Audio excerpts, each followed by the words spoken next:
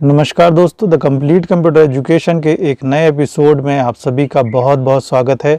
आज के इस वीडियो में हम बात कर रहे हैं एक कंप्यूटर के ऐसे एरर के बारे में जहां पर कंप्यूटर बिल्कुल डेड कंडीशन में होता है और जब आप उसको ऑन करते हैं तो स्क्रीन पर एक मैसेज साइन आता है जिसमें लिखा होता है डिस्क बूट फेलियर।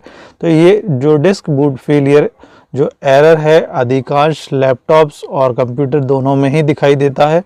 तो ये क्यों आता है और इसका कैसे हम सॉल्यूशन करेंगे, क्या उपाय है कि हम इसको फिक्स कर पाएँ, और इसके आने के सबसे पहले हम कारणों को जान लेंगे कि ये किन वजहों से आता है और बूट क्या है, तभी हम इसके जो सॉल्यूशन है उसको कर पाएंगे। तो सबसे पहले मैं आपको बता देता हूँ जो बूट फेलियर है, यहाँ पर जो सिस्टम बूट होता है जब कंप्यूटर स्टार्ट होता है उसको हम बोलते हैं बूट। तो यहाँ पर जो बूट प्रोसेस होती है, जब वो प्रोसेस फेल हो जाती है तब यहाँ पर मैसेज साइन कंप्यूटर देता है कि सिस्टम बूट फेलियर। यहाँ पर जो सिस्टम की बूटिंग प्रोसेस थी वो यहाँ पर फेल हो गई है। तो बूटिंग प्रोसेस क्या होती है?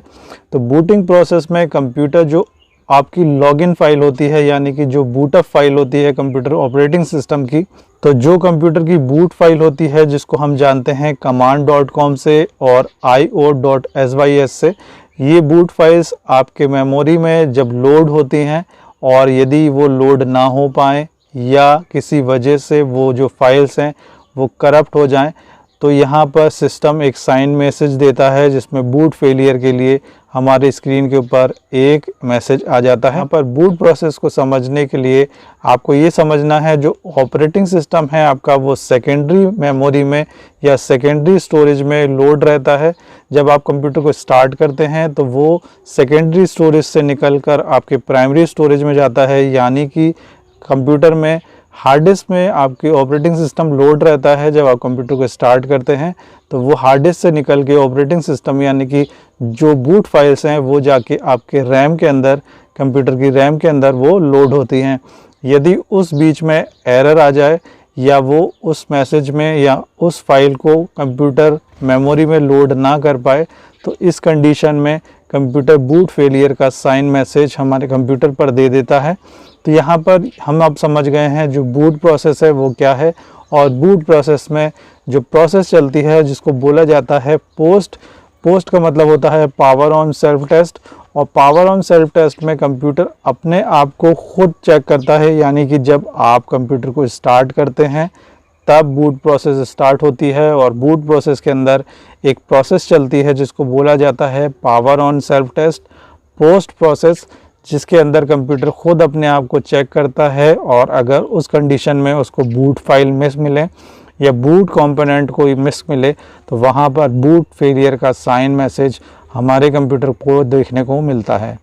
तो यहाँ पर हमें सबसे पहले ये समझना होगा जो कारण है वो क्या है। तो यहाँ पर डैमेज हार्ड डिस्क हो सकती है या डैमेज आपकी जो हार्ड डिस्क से निकलने वाली केबल्स हैं वो हो सकती हैं, या जो बूट फाइल्स हैं वो करप्ट हो सकती हैं। इन सब कंडीशंस में बूट फेलियर का मैसेज साइन आपके कंप्यूटर स्क्रीन के ऊपर अधिकांश देखने को मिल जाता है।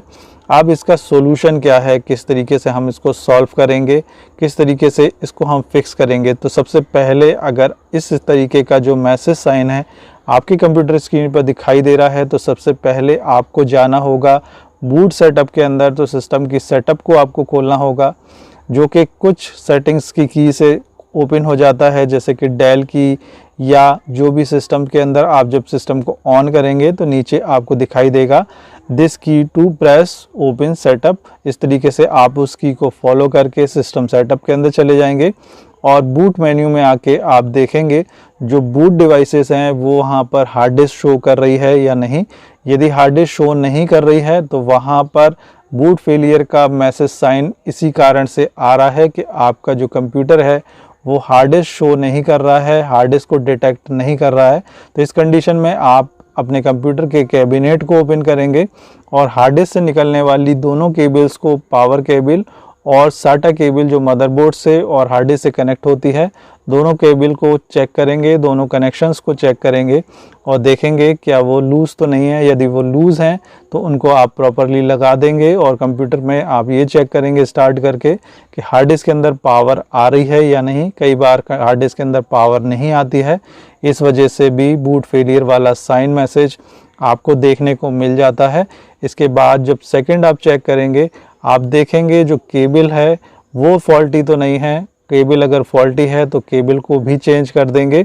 इसके बाद अगर आप पाटा हार्ड डिस्क को यूज़ कर रहे हैं तो वहाँ पर आप हार्ड डिस्क में लगे हुए जंपर्स को देखेंगे, जंपर को कि जंपर जो है वो ठीक जगह लगा है या नहीं। अगर इसके बाद भी आपका जो प्रॉब्लम है वो सॉल्व नहीं होता है तो आप जो कंप्यूटर है उसको रीइंस्टॉल कर लेंगे। और अगर रीइंस्टॉल के बाद भी ये नहीं आता है तो यहाँ पर आपको चेक करना होगा बूट स्क्रैन वायरस, क्योंकि जो बूट वायरस होता है वो भी ये जो मैसेज साइन है वो जनरेट करता है।